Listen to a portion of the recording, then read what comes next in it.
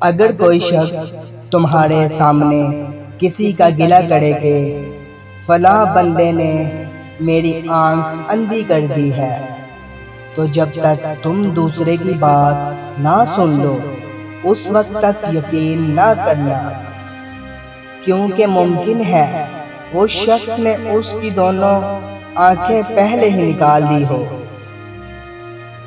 جب کسی محفل میں جاؤ تو پہلے لوگوں کو سلام کرو، اور اگر وہ لوگ خدا کے ذکر میں مشغول ہوں تو ٹھہر جاؤ، اور اگر وہ کسی اور کے ذکر میں مشغول ہوں تو ان کی محفل چھوڑ دو اور دامن جھاڑ کر اٹھ کھڑے ہو۔ برے لوگوں سے پناہ مانگتے رہو، اور جو اچھے ہیں ان سے بھی ڈرتے رہو۔ دنیا میں نہ پھنسو اور اپنے دل کو اس میں نہ لگاؤ، کیونکہ تم دنیا کے لیے نہیں پیدا کیے گئے۔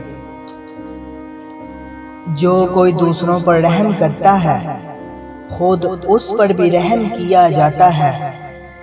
جو خاموش رہتا ہے امن میں رہتا ہے، جو اچھی بات کہتا ہے اس سے فائدہ اٹھاتا ہے۔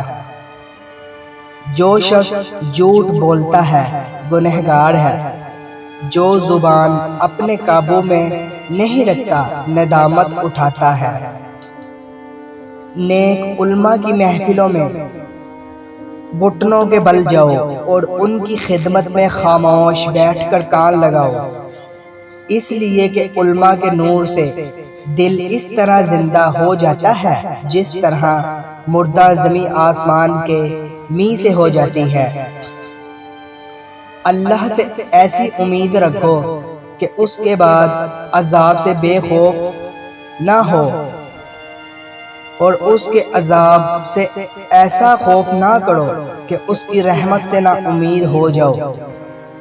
اس عورت سے ہرگز شادی مت کرنا جس کے اندر بے وقوفی اور جاہلیت کی ذرا سی بھی علامت ہو۔